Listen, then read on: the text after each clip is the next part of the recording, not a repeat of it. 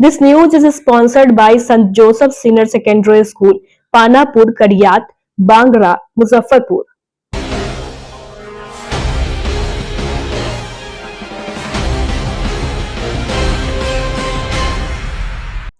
नमस्कार, मैं श्रुति और आप देख रहे हैं डेन न्यूज। खबरों को आगे बढ़ाने से पहले आइए एक नजर डालते हैं उन खबरों पर जो बनी है आज की सुर्खियां।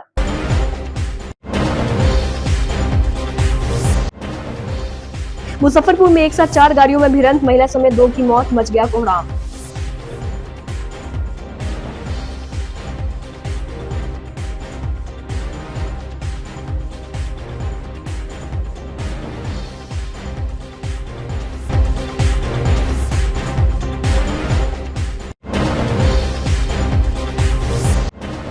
बाजार जा रहे युवक बाइक सहित पुल के नीचे गिरा, पत्थर के बोल्डर सिर में लगने से हुई मौत।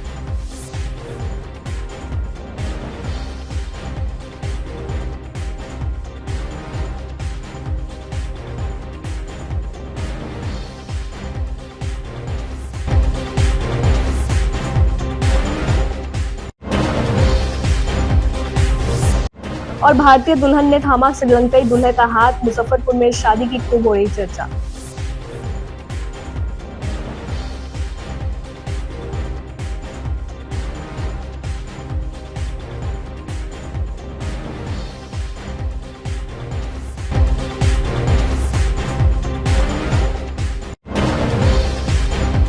तो ये थी आज की सुर्खियां, अब खबरें विस्तार से। मुजफ्फरपुर में एक बार फिर रफ्तार का कहर देखने को मिला है। एक साथ 4 गाड़ियों के बीच टक्कर हो गई, जिसमें 2 लोगों की जान चली गई। मरने वालों में एक महिला भी शामिल है। दुर्घटना के बाद सड़क जाम लग गया। पुलिस ने मौके पर पहुंचकर जाम हटवाया और शव को कब्जे में लेकर पोस्टमार्टम के लिए एसकेएमसीएच भेज दिया। पुलिस सभी गाड़ियों को जब्त कर पुलिस थाने ले गई। यह हादसा एक लेन में गाड़ियों के परिचालन के कारण हुआ। दरअसल काठी में NH-27 4 लेन पर एलिवेटेड रोड निर्माण चल रहा है, जिस वजह से एक लेन में आवागमन को बाधित रखा गया है। एक ही लेन में अप और डाउन दोनों तरफ की गाड़ियां चलती है। दुर्घटना में एक कार, 2 बाइक और भारी ट्रक के बीच टक्कर हो गई। टक्कर इतनी जोरदार थी कि घटनास्थल पर ही 2 लोगों की मौत हो गई। मौके पर जुटे लोगों ने हादसे में घायलों को तत्काल अस्पताल पहुंचाया।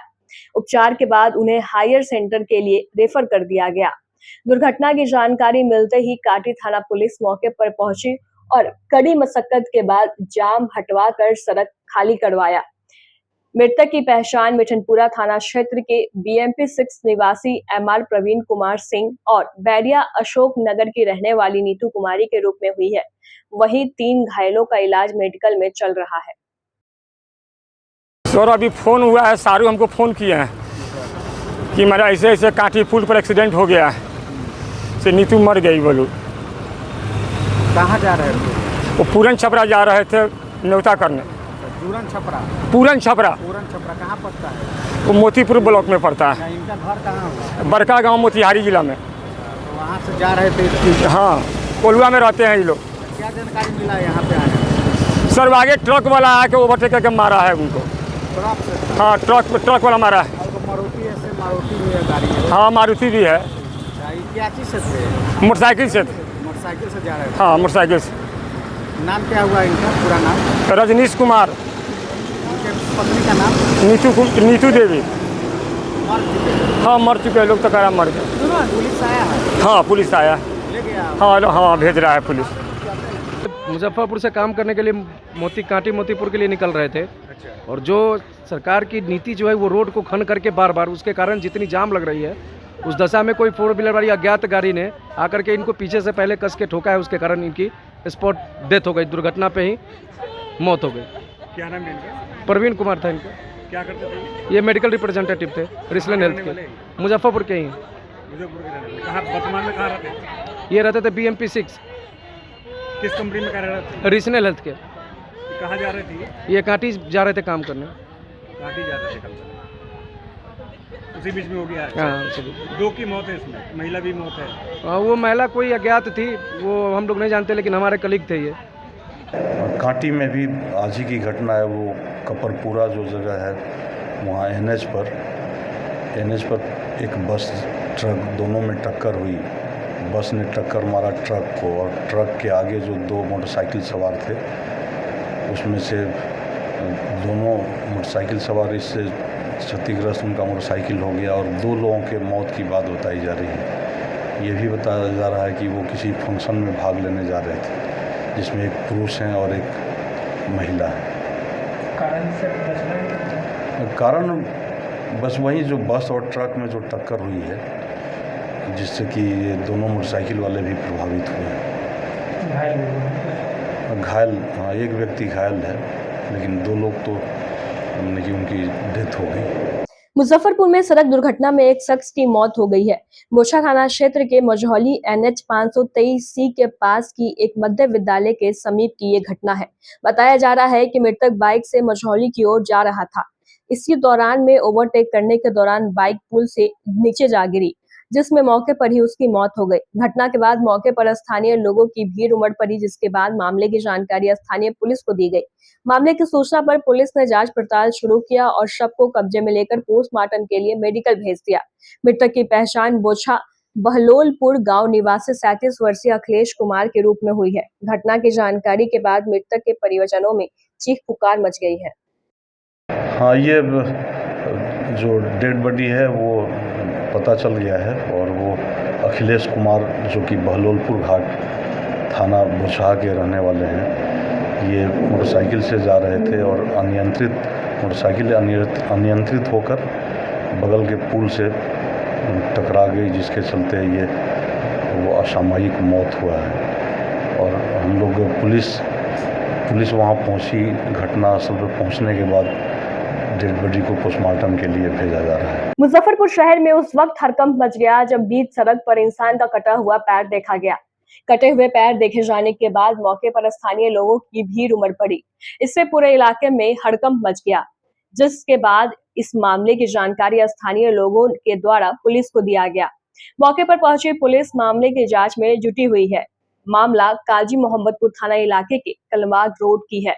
बताया जा रहा है कि मुजफ्फरपुर हाजीपुर रेल लाइन के रामदयालु स्टेशन के पास ट्रैक पार करते समय एक युवक ट्रेन की चपेट में आ गया था और इस दौरान में यह घटना घट गई। उसके कारण उसका पैर कट गया, जिसके बाद उसको आनन फानन में इलाज हेतु अस्पताल ले जाया जा रहा था। इसी दौरान घायल का पैर किसी वाहन से बीच सड़क पर गिर गया।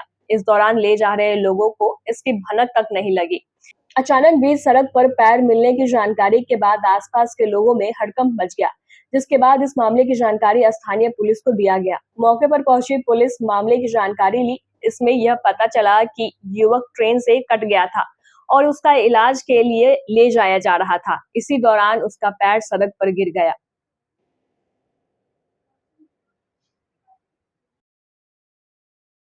मामला है कि आज सुबह सूचना मिली थी कि एक व्यक्ति का पैर कटा हुआ पैर कलमबाग चौक के आसपास मिली है।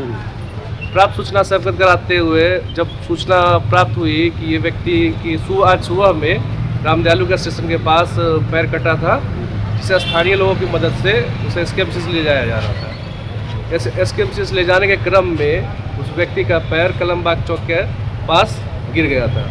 अब कटा हुआ पैर के अवशेष को सही सलामत SKMCH में भेजा जा रहा है। मुजफ्फरपुर में शुक्रवार की रात एक ऐसी शादी हुई जिसने न केवल 2 परिवारों को जोड़ा बल्कि 2 देशों की संस्कृतियों को भी करीब ला दिया।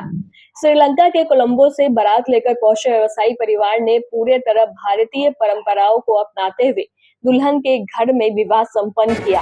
ढोल नगाड़ों और भोजपुरी गानों के धुन पर विदेशी मेहमानों ने भी जमकर ठुमके लगाए। यह अनोखा रिश्ता शुरू तब हुआ था जब 2019 में मुजफ्फरपुर की रुचिका और श्रीलंका के किस्ले एक नायिके की मुलाकात कोलंबो यूनिवर्सिटी में पढ़ाई के दौरान हुई। पहले दोस्ती हुई, फिर धीरे धीरे यह रिश्ता प्यार में बदल गया। 1 साल के बाद किस्ले ने रुचिका को प्रपोज किया, जिसे उन्होंने खुशी खुशी स्वीकार कर लिया। इसके बाद दोनों के प्यार की राह इतनी आसान नहीं थी। जब किस्ले ने अपने घर वालों को इस रिश्ते की जानकारी दी तो श्रीलंकाई परिवार को भारत की सांस्कृतिक विविधता और परंपराओं को लेकर झिझक महसूस हुई। वहीं रुचिका के घर वालों को भी इस अंतर्राष्ट्रीय विवाह को लेकर सवाल खड़े हुए। इस मुश्किल वक्त में आगे आए रुचिका के चाचा देवांशु किशोर, जिन्होंने दोनों परिवारों को समझाया और विश्वास दिलाया। समझौता के तहत यह तय हुआ कि शादी पूरी तरीके से हिंदू रीति रिवाजों के से रुचिका के घर मुजफ्फरपुर में ही होगी। श्रीलंकाई परिवार ने इस बात को ससहर्ष स्वीकार किया और शादी की तैयारियों में जुट गए। जब बारात श्रीलंका से बिहार पहुंची तो शहरवासियों ने भी विदेशी बारात का जोरदार स्वागत किया।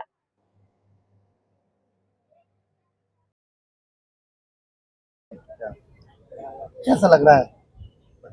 बहुत अच्छा लग रहा है। कैसे मुलाकात कैसे हुई? हम दोनों यूनिवर्सिटी में मुलाकात हुई थी, श्रीलंका में पढ़ाई के दौरान, स्टडी के दौरान होगा। स्टडी जी, हम दोनों बैचमेट्स हैं। How much year you meet with? Nearly 5 years now. Well, India and Sri Lanka has, even though it's two countries, cultures, everything is very similar. So it's definitely a great experience uniting two countries. So your try just to connect between two countries by culturally and By visually. culturally, by in terms of rituals, yes. How you have to contact this, your husband? Your husband? Yes. Please brief about the story. Well, we met at university, and he was the road track president.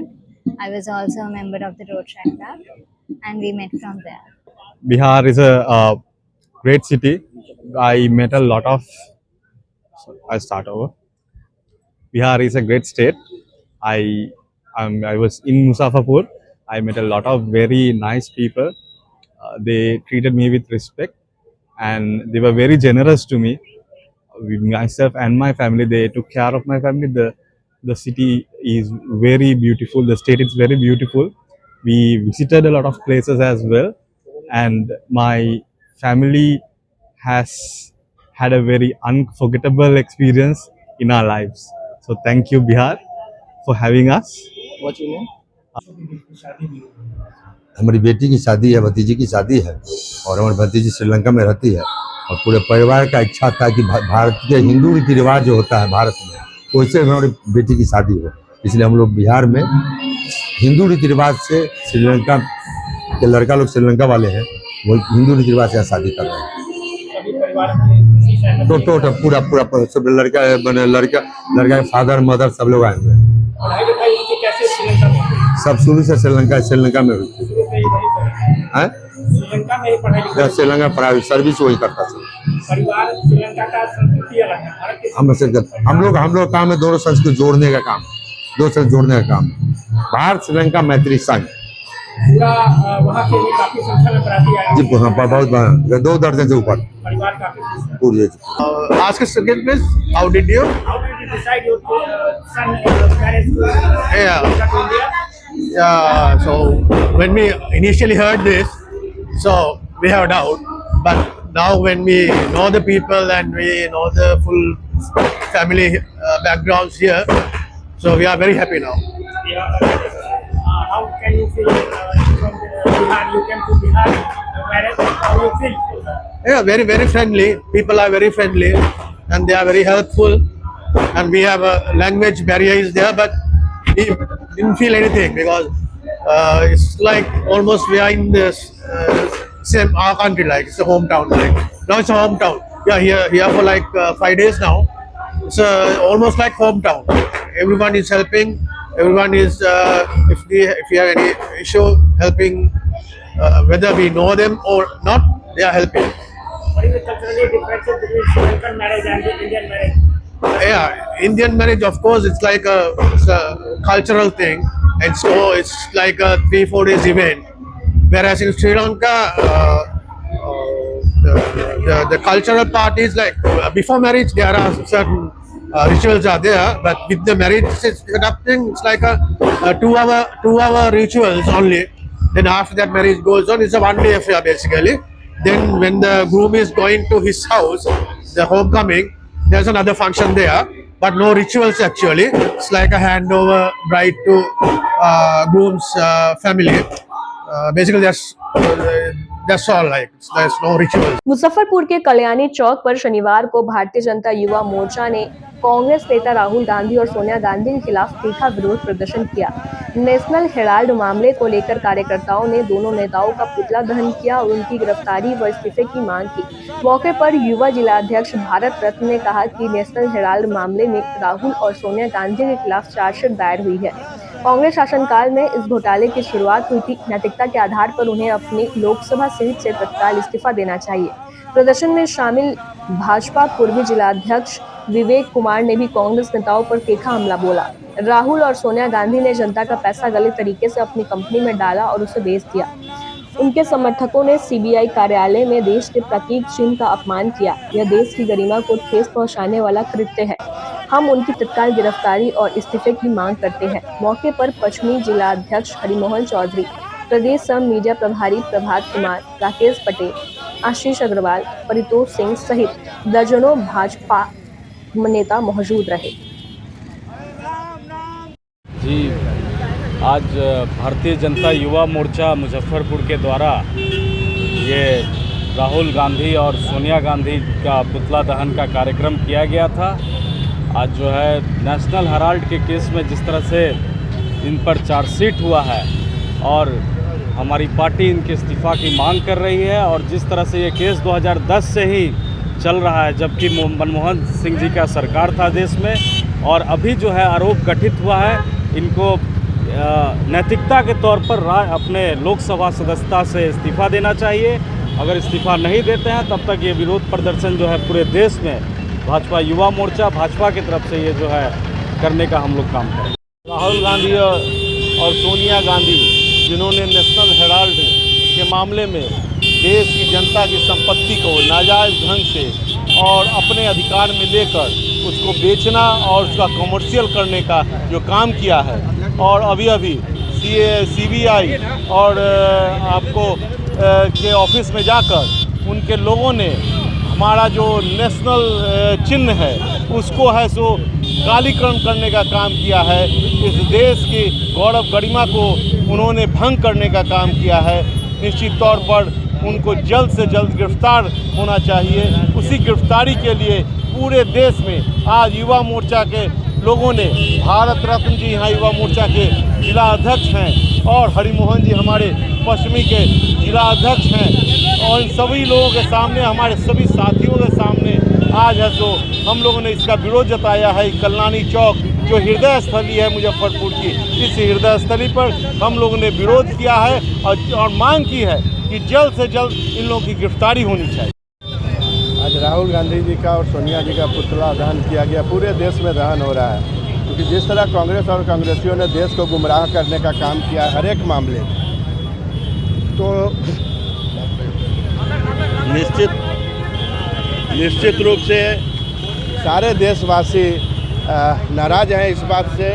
और जिस तरह से कांग्रेसियों ने एक तो घोटाला, दूसरा साक्ष्य छिपाना, तीसरा कि ईडी सीबीआई के दफ्तर पे जाके एक राष्ट्रीय प्रतीक चिन्ह लगा हुआ था, वहाँ उसने राष्ट्रीय प्रतीक चिन्ह पर कालिक पोत कर जूता चलाकर अपमानित करने का काम किया है। इसलिए पूरा देश आज राहुल सोनिया परिवार के प्रति आक्रोशित है, और उसी के कार्यक्रम में हम लोगों ने यहाँ पुतला युवा मोर्चा द्वारा दहन किया गया, जिसमें हमारे पूर्वी के अध्यक्ष और युवा मोर्चा के अध्यक्ष भारत रत्न जी, पूर्वी के अध्यक्ष आदरणीय विवेक जी, हमारे प्रदेश के प्रवक्ता भाई प्रभात जी, सारे युवा मोर्चा के कार्यकर्ता यहाँ। बिहार में बढ़ते अपराध, हत्या, लूट और बलात्कार जैसी घटनाओं के खिलाफ बहुजन समाज पार्टी ने जोरदार हल्ला बोला है।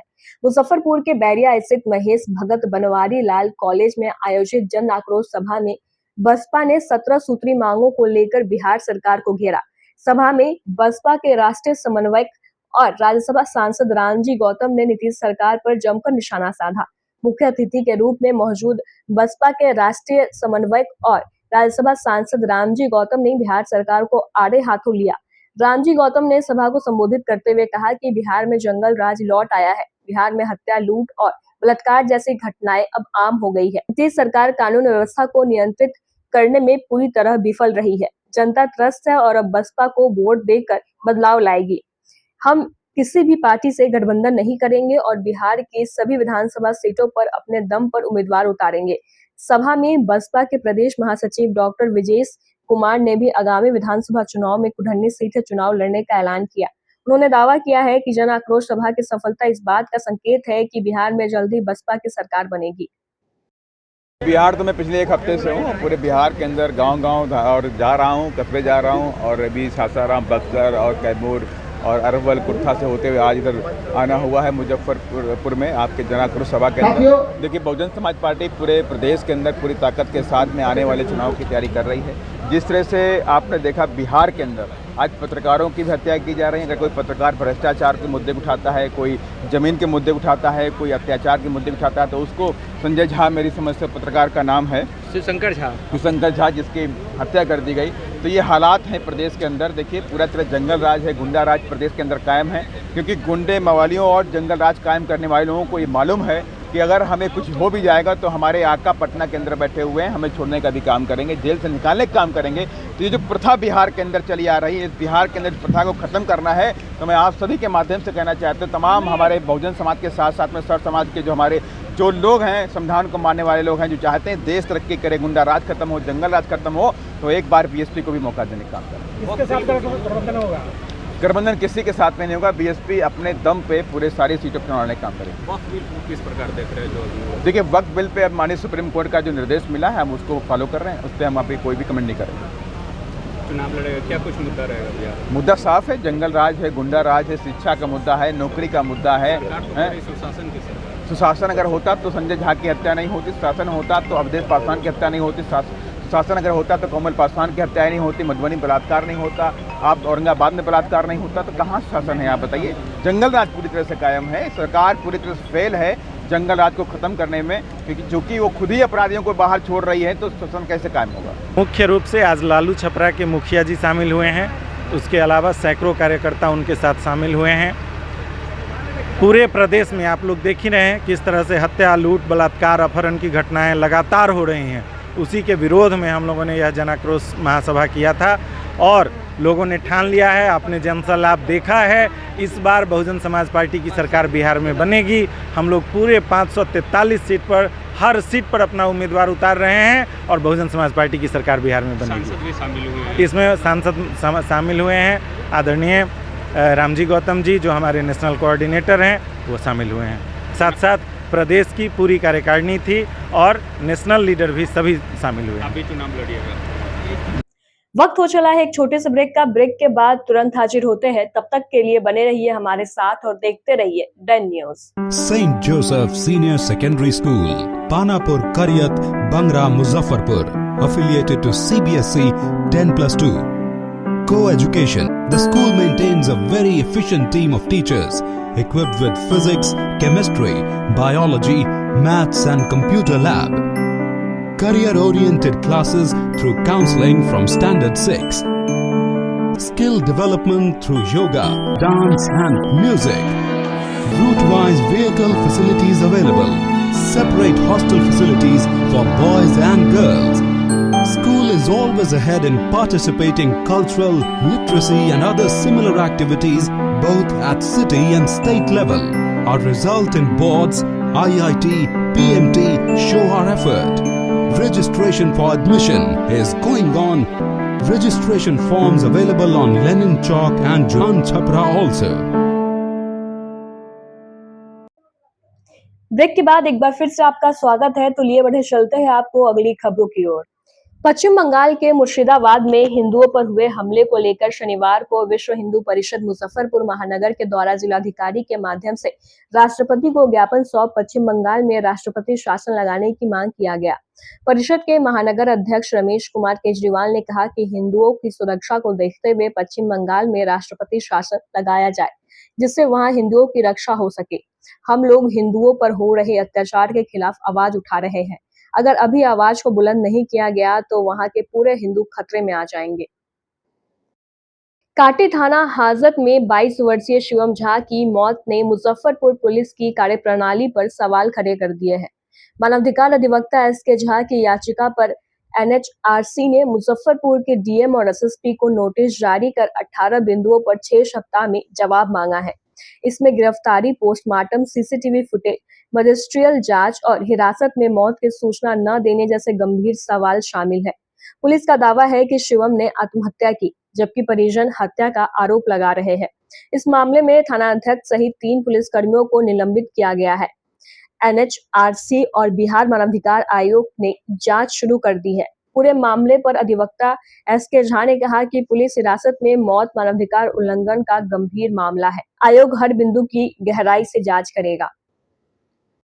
मामला यह है कि कांटी थाना के पुलिस लॉकअप में एक शिवम झा नामक एक व्यक्ति को पकड़ा गया था। नौजवान लड़का था, 18 वर्ष का। उसको पुलिस के द्वारा हिरासत में लिया गया, लेकिन जो विद इन टाइम उसको न्यायालय के समक्ष प्रोड्यूस नहीं किया गया और ऐसा उस पर परिजनों का कहना है कि उसको काफ़ी टॉर्चर वगैरह किया गया था, जिस कारण से उसकी मौत हो गई पुलिस लॉकअप में। मौत की क्या वजह थी उस समय तो तत्काल में पता नहीं चल पाया। बाद में सीसीटीवी फुटेज वगैरह सब पुलिस ने अपना जारी किया था। इस सभी बातों की सत्यता की जांच के लिए और प्रॉपर इन्वेस्टिगेशन के लिए हम लोग नेशनल ह्यूमन राइट्स कमीशन और Bihar state human rights commission में हम लोग 2 अलग अलग हमने पिटीशन दाखिल किया, जिसके आलोक में नेशनल ह्यूमन राइट्स कमीशन के द्वारा इस मामले को काफ़ी गंभीरतापूर्वक इस पूरे मामले को लिया गया और नेशनल ह्यूमन राइट्स कमीशन ने एसएसपी मुजफ्फरपुर और डिस्ट्रिक्ट मजिस्ट्रेट मुजफ्फरपुर को टोटल 18 बिंदुओं पर उनसे सवाल किया गया है कि आखिर मौत कैसे हुई, मौत क्यों हुई, मौत में कौन कौन से कारण थे। इन सारे में कुल 18 बिंदु बनाए गए हैं और राष्ट्रीय मानवाधिकार आयोग का कस्टडियल डेथ के मामले में हम समझते हैं कि यह बिहार का इकलौता ऐसा नोटिफिकेशन हमने अब तक की हम मानवाधिकार के 19 वर्षों के हम अब तक की यात्रा में हम यह पहला नोटिफिकेशन देखे हैं कि मुजफ्फरपुर जिला प्रशासन से टोटल 18 बिंदुओं पर जवाब किया गया है और इससे पूरा प्रशासनिक व्यवस्था में जो है तो काफ़ी जो है भूचाल आ चुका है और हमें लगता है कि जो ये 18 बिंदु जो माननीय आयोग के द्वारा जो मांगा गया है, इसमें जो जिला प्रशासन यहाँ को रिपोर्ट देंगे उसी से खुलासा हो जाएगा कि उसकी मौत का जिम्मेवार कौन थे। तो यह राष्ट्रीय मानवाधिकार आयोग का बहुत ही बड़ा यह स्टेप है और हम ये भी बता दें कि इस कांटी वाले मामले को लेकर राष्ट्रीय मानवाधिकार आयोग और बिहार मानवाधिकार आयोग काफ़ी गंभीर है और उनकी स्पेशल मॉनिटरिंग कमेटी इस पूरे मामले को मॉनिटरिंग कर रही है। तो हमें लगता है कि परिजनों को निश्चित रूप से न्याय मिलेगा और जो दोषी हैं उनको विधि सम्मत उन पर भी कार्रवाई होनी चाहिए। मुजफ्फरपुर के बरियारपुर थाना क्षेत्र के ग्राम नई परतामा निवासी 55 वर्षीय विधवा महिला मंजू देवी ने एसएसपी को ज्ञापन सौंपा है। गांव के ही लोगों पर अपनी संपत्ति हड़पने और जान से मारने की साजिश का गंभीर आरोप लगाया है। महिला का कहना है कि गांव के कुछ दबंग लोग उनकी जमीन और फसल को हड़प रहे हैं और उनकी जान को खतरा बना हुआ है। महिला ने बताया कि उनकी कोई संतान नहीं है। पति के देहांत के बाद गांव के कुछ लोग उनकी संपत्ति पर कब्जा करने की कोशिश कर रहे हैं। महिला ने आरोप लगाया कि 5 अप्रैल 2025 को सुबह 8 बजे गांव के ही कुछ दबंगों ने उनकी गेहूं की फसल, जिसकी कीमत लगभग 5 लाख रुपए थी, जबरन लूट ली। जब उसने इसका विरोध किया तो इन लोगों ने जान से मारने की कोशिश की। पीड़िता के द्वारा थाने में भी इसकी शिकायत की गई, लेकिन पुलिस ने कोई कार्रवाई नहीं की। महिला ने प्रशासन से गुहार लगाई है कि इसकी शिकायत पर तुरंत कार्रवाई की जाए और उनकी जान माल की रक्षा की जाए। सर मतलब जो हमको जमीन है, गांव वाले से दखल कर लिया है। हम बोले हैं सर गेहूं लूट लिया 5 लाख का। अब बोले हैं तो सब मतलब अंग भंग के मार दिया है। किसको मारा है? मेरा हमको भी मारा है, हमको भाई के भी मारा है, भैया को। कौन मारा है? मोहन सिंह, बैजू सिंह, गंगा सिंह, लौकी और धीरज। कई लोग मिलकर मारा? 6 आदमी। लोग कौन है? गांव का है। और क्या लफड़ा है आपका? क्या जमीन का है। कितना जमीन है आपके पास? 7 बीघा, 6 बीघा। 100 बीघा जी। वही जमीन के कब्जा करने के लिए आपको मरता है? हाँ, जमीन के कब्जा करते के लिए मतलब सारा जमीन बोलता है कि चलो तुम लिखो, हम बोलते हैं नहीं लिखेंगे, इसीलिए मारता है। 6-7 बीघा ज़मीन है इनका, और इनके गांव के लोग क्या किए हैं कि पूरा ज़मीन का गेहूं काट लिए हैं। 5 लाख का लगभग कह रही हैं कि ज़मीन है, जो गेहूं था उसको काट लिया और फिर दखल भी कर लिया है, क्योंकि इनको बेटा नहीं है और पति भी इनके एक्सपायर कर चुके हैं। तो ये देख करके कि गांव वाले इन पर हावी हो जाता है, कहता है ज़बरदस्ती कि इनको रजिस्ट्री कर दो, तो ये रजिस्ट्री नहीं करते हैं। यहाँ पर 144 के लिए भी ज़मीन पर दिए हैं, तो एसडीओ साहब अभी नोटिस नहीं किए हैं। 144 जो है 163 जो बन गया है नया धारा बीएनएसएस का, तो उसमें अभी लागू नहीं कर रहे हैं, नोटिस इशू नहीं किए हैं। प्रतिवेदन मांगा जा रहा है बरियारपुर थाना प्रभारी से, तो प्रतिवेदन भी नहीं देता है। इस बेचारी को कई बार मारपीट भी किया है। ये सदर हॉस्पिटल में भर्ती भी रही है, इनका जो प्रमाण भी है कि ये सदर हॉस्पिटल में भर्ती भी रही है, और भर्ती होने के बाद बयान जो हुआ एफआईआर के लिए, वो उस पर भी एफआईआर अभी तक नहीं हुआ है। तो इसके लिए एसपी साहब यहाँ भी ये बेचारी मिली है, एसपी साहब के यहाँ भी मिली है, डीएम साहब को भी आवेदन दी है, और कोई कार्रवाई आज तक नहीं हो रही है। ये बहुत दुखनीय बने दर्दनीय बात है कि किसी की संपत्ति को लूट रहा है और खुलेआम मार रहा है, और कोई प्रशासन नहीं सुन रहा है। ये बहुत दुखद घटना है। शनिवार को मुजफ्फरपुर के धर्मशाला चौक स्थित संतोषी मां मंदिर में पूजा अर्चना के बाद चाय पर चर्चा कार्यक्रम किया गया। यहाँ के लोगों ने शहर के बदलाव के लिए डॉक्टर गौरव वर्मा को सुना और अपनी सलाह दी। लोगों ने कहा कि युवा चेहरा और शहर के विकास, पास, शिक्षा, सुरक्षा के लिए हम लोग बदलाव करके डॉक्टर गौरव वर्मा को देखना चाहते हैं। इधर डॉक्टर गौरव वर्मा ने कहा कि यहाँ के राजनीति में बहुत झोल है। जनता अगर उन्हें इस विधानसभा में मौका देती है तो वे मुजफ्फरपुर शहर को आईना की तरह साफ कर देंगे।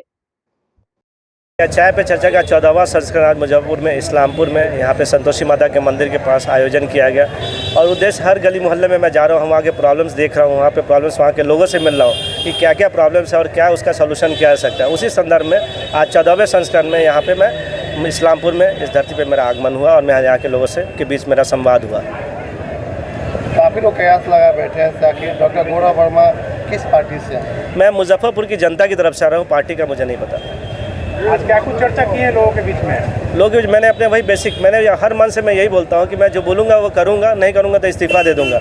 मैंने आज भी वही बोला है कि शिक्षा, स्वास्थ्य, सुरक्षा जो बेसिक प्रॉब्लम है उसी पे फोकस करना है मुझे, उसी पे मैं काम करके दिखाऊँगा। लोग कहते हैं कि वादा करते हैं वोट लेने से पहले, लेकिन वोट नहीं। मेरी लड़ाई तो इसी सिस्टम के खिलाफ है ना कि वादा करते हैं वोट लेने से पहले भी लोग भूल जाते हैं। मैं भी एक कॉमन आदमी हूँ और मेरी लड़ाई इसी के खिलाफ है कि आप जो बोलिए वो करके दिखाइए। ये सिस्टम को किस तरह से देखते हैं आप? जो सिस्टम अभी चल रहा है वर्तमान में, उसको किस तरह से देखते हैं? एक ही लाइन है, बहुत झोल झाल है भाई। मुजफ्फरपुर ने अपने एक सच्चे समाज सेवी और कर्मठ सपूत को खो दिया। कालीबाड़ी रोड निवासी प्रख्यात समाजसेवी जय किशोर गुप्ता ने 18 अप्रैल को दोपहर करीब 12:45 पर इस दुनिया को अलविदा कह दिया। उनके निधन से शहर में शोक की लहर दौड़ पड़ी है। जय किशोर गुप्ता एक ऐसे शख्स थे जिन्होंने अपना पूरा जीवन समाज सेवा और धर्म संस्कृति के उत्थान के लिए समर्पित कर दिया। वर्ष 1992 से वर्ष 1996 तक उन्होंने पंकज मार्केट के सामने हर सप्ताह में एक दिन गरीबों के लिए निःशुल्क भोजन शिविर का आयोजन किया, जिससे सैकड़ों जरूरतमंदों को भोजन उपलब्ध हुआ। वर्ष 2002 से वर्ष 2019 तक उन्होंने मां काली वैष्णो देवी मंदिर के निर्माण में अथक योगदान दिया। मालीघाट चौक स्थित मां दुर्गा मंदिर की स्थापना में भी उनकी महत्वपूर्ण भूमिका रही। इसके अलावा वो बालाजी हनुमान मंदिर समिति के संरक्षक और 3 पोखरिया छठ पूजा समिति के सक्रिय सहयोगी रहे, जहां उन्होंने छठ पूजा की सुविधाओं के लिए निरंतर प्रयास किए। आज सुबह 11 बजे जय किशोर गुप्ता की अंतिम यात्रा शहर के मुख्य मार्गों से होते हुए शुरू हुई। उनकी पार्थिव देह को मुक्ति धाम ले जाया गया, जहां पूरे सम्मान के साथ उनकी अंत्येष्टि की गई। इस अवसर पर शहर के गणमान्य लोग, समाज सेवी संगठन और स्थानीय निवासी बड़ी संख्या में मौजूद रहे। आज हम लोग इस मुक्ति धाम में वो महान आत्मा स्वर्गीय श्री जय किशोर गुप्ता जी के अंतिम यात्रा में शामिल होने आए हैं, जिन्होंने वर्ष 92 से 95 तक पंकज मार्केट में साप्ताहिक गरीबों को खिचड़ी वितरण करने का कार्य अपने निगरानी और अपने नेतृत्व में कराया, जिन्होंने वर्ष 2002 से वर्ष 2017 तक कालीबाड़ रोड स्थित मां काली वैष्णो देवी मंदिर की नींव स्थापना से लेकर शुभारंभ तक इन्होंने साथ दिया। पदेन कोषाध्यक्ष रहे। बालाजी हनुमान मंदिर के ये पदेन अस्थाई संरक्षक रहे आजीवन, और पंचमुखी हनुमान मंदिर माली घाट के निर्माण कमेटी के ये कोषाध्यक्ष रहे।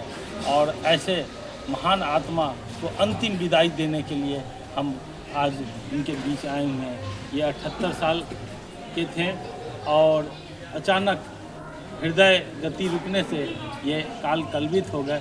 हम उनको श्रद्धापूर्वक विनम्र श्रद्धांजलि अर्पित प्रस्तुत करते हैं। अमर भैया, आप क्या कुछ? जय किशोर गुप्ता जी का वो नाम है जो हमेशा सामाजिक कार्यों में आगे बढ़ चढ़ कर भाग लेते थे, और बहुत सा संस्था में, धार्मिक संस्था में तो वो हमेशा थे ही, प्लस सामाजिक कार्यों में भी बढ़ चढ़ कर हिस्सा लेते थे। कोई भी उनके दरवाजे पर जाकर कभी भी खाली हाथ वापस नहीं आया है। हर तरीके से मदद करने के लिए सदैव तैयार रहते थे। हम लोग व्यक्तिगत मेरी क्षति है कि मैंने अपने अभिभावक को खोया है। मेरा श्रद्धांजलि अर्पित करते हैं पूरे बालाजी परिवार की तरफ से। उन्होंने बालाजी मंदिर के लिए अपने पूरे सर्वस्व न्यौछावर कर दिए थे, नंबर उनका, और मैं उनका सत सत नमन करता हूँ। चंदन जी, आपकी कुछ? हमारे गार्जियन को मेरे तरफ से सत सत नमन। प्रमोद जी, भावपूर्ण श्रद्धांजलि। आप बोलिए। स्वर्गीय जय किशोर गुप्ता जी एक सामाजिक व्यक्तित्व थे। समाज के विभिन्न संगठनों में उनका एक अहम योगदान रहा, और मैं सौभाग्यशाली रहा कि मुझे उनके दिशा निर्देश में काम करने का मौका मिला। जब मैं तीन पोखरिया छठ पूजा समिति के कार्यभार में आया तो सबसे पहले व्यक्ति थे जिन्होंने कहा कि अब अगली पीढ़ी को आगे आना है और युवाओं को सामाजिक कार्यों में हम बढ़ा चढ़ा करके हिस्सा लेने के लिए प्रोत्साहित करेंगे। और वो विभिन्न संगठनों में, चाहे वो छठ पूजा समिति हो, बालाजी परिवार हो, माता वैष्णो मंदिर के जीर्णोद्धार में अपने सहयोगियों के साथ जो यहाँ मौजूद भी हैं, उन सभी के साथ मंदिर का जो नींव से लेकर के शुरुआती दौर तक जो भी उन्होंने उस मंदिर के प्रारूप को किया, उसी प्रारूप पे आज वही 3 आदमी 5 आदमी के द्वारा, जिसमें 2 लोग तो चले गए, मोहन मिश्र जी और 3 आदमी चले गए, विनय जी, मोहन बाबू और आज जय किशोर गुप्ता जी। और समय के साथ साथ सभी लोगों को जाना है, लेकिन जो समाज में उनकी कीर्ति है, उस कीर्ति को नौजवानों को सीख लेना चाहिए, और ऐसे ही व्यक्तित्व से समाज नया निर्माण करता है और समाज में नए पौध का उद्यान होता है। और इन लोगों से, इनके परिवार के लोगों को, समाज के लोगों को, सभी लोग को सीखना चाहिए विकट से विकट परिस्थितियों में दुकान दुकान जा करके, घर घर जा करके इन्होंने चंदा करके कैसे सामाजिक कार्य को किया है। आज मैं सामाजिक आदमी हूँ, लेकिन मुझे भी शर्म आता है जब किसी के यहाँ चंदा लेने जाता हूँ, लेकिन वो हमेशा कहते थे कि चंदा पैसा उगाही के लिए नहीं जाना है, चंदा जाना है कि उनका आत्मीय भाव, उनका भी लोगों का जुड़ाव इस मंदिर से, इस संगठन से होते रहे, क्योंकि ये सामाजिक संगठन है और समाज का जुड़ाव जरूरी है। इन्हीं सब बातों के साथ उस पुण्य आत्मा को नमन करता हूँ, और उनके आत्मा की शांति के लिए हम सभी लोग यहाँ उपस्थित हैं और प्रार्थना करते हैं ईश्वर से कि उनकी आत्मा राम के चरणों में स्थान पाए और सदगति को प्राप्त हो। मुजफ्फरपुर में गोबरसही सकरी रोड के वाकड़पुर इलाके में समर्पण रिजॉर्ट एवं बैंक्वेट हॉल का भव्य शुभारंभ हुआ। उद्घाटन अखिल भारत हिंदू एवं संत महासभा के राष्ट्रीय अध्यक्ष स्वामी चक्रपाणी महाराज, केंद्रीय जल शक्ति राज्य मंत्री डॉक्टर राजभूषण चौधरी, जदयू के राष्ट्रीय सचिव राजीव रंजन प्रसाद, MSMI के कार्यकारिणी निर्देशक PK झा ने किया। इस दौरान अतिथियों ने रिजॉर्ट की तारीफ करते हुए कहा कि शहर के कोलाहल से दूर प्राकृतिक वातावरण में ये रिजॉर्ट ग्राहकों को काफी पसंद आ रही है। रिजॉर्ट के निर्देशक सूर्यमणि सिंह और देवेश कुमार ठाकुर ने बताया कि रिजॉर्ट बनाने का मकसद सिर्फ रोजगार नहीं, बल्कि कॉर्पोरेट आयोजन का भी विकल्प देना है। कैंपस के अंदर 1000 लोगों की क्षमता वाली बनी पिलर का वातानुकूलित हॉल, एसी कमरा, जयमाला एवं म्यूजिकल प्रोग्राम, हरियाली से भरा गार्डन व लाइटिंग के बीच stage, covered buffet area, CCTV कैमरे से लैस पार्किंग स्पेस भी उपलब्ध है। वहीं ग्राहकों को अभी बुकिंग कराने पर विशेष छूट दी जा रही है। देखिए, यह देवेश जी के द्वारा स्थापित जो है ये समर्पण रेस्टोरेंट है। मैं इसका आज शुरुआत हो चुका है, आज उद्घाटन हो गया है। मैं निश्चित रूप से ये इस मुजफ्फरपुर की धरती के लिए बहुत ही शुभ है, क्योंकि पर्यटन की दृष्टि से बहुत ज़रूरी है। जब लोग आएंगे दूर दूर से तो निश्चित रूप से उनको अच्छी सुविधाएं मिलेंगी, तो यहाँ रोजगार भी मिलेगा, इसका विकास भी होगा। यहाँ की भौगोलिक जो स्थिति है, ऐतिहासिक और प्राचीन स्थान है, उसको देखेंगे और देश दुनिया में फैलेगा। तो इसलिए यह बहुत ही अच्छा है और मैं इस समर्पण के तमाम मैनेजमेंट के लोगों को मैं बधाई देता हूँ, धन्यवाद देता हूँ, खासतौर से देवेश जी को और उनकी टीम को, अमरीश जी को, सभी को मैं बहुत बहुत। कस्टमर एक बार सेवा का मौका दे, फिर हम लोग सर्विस देने के लिए तैयार हैं। कितने चेयर लगेगा बैंकेट हॉल पे? लगभग 500 चेयर लगेगा। और ग्राउंड में अगर बात करें तो 1000। कुछ ऑफर है क्या? 10% का आज का ऑफर था, ओपनिंग का बुकिंग आज कोई कराता तो 10% का ऑफर था। स्पेशल सुविधा क्या क्या रहेगा? ये ऐसा उत्तर बिहार में आपको इस तरह का कोई भी, ये सिर्फ हमने जो बोला भी है कि ये सिर्फ एक रिजॉर्ट नहीं है, हम एक ऐसा लिगेसी क्रिएट करना चाहते हैं कि जो भी गेस्ट यहाँ पे आए वो अपने आप को एक अद्भुत एक्सपीरियंस लेके जाए। यहाँ पे सिर्फ एक हम विवाह या हमारा मकसद ये नहीं है कि हम एक विवाह या कोई कार्यक्रम स्थापित करें, हम एक यादें बना के ले जाना चाहते हैं कि जो आए वो की यादें लेके जाएं। एक सर्विस ओरिएंटेड ये हमने रिजॉर्ट खोला है और ये रिजॉर्ट अपने आप में नॉर्थ बिहार का पहला, मैं चाहता हूँ कि ये बिहार में पहला ऐसा रिजॉर्ट हो जो किसी भी 100% कस्टमर सेटिस्फैक्शन पे आधारित हो।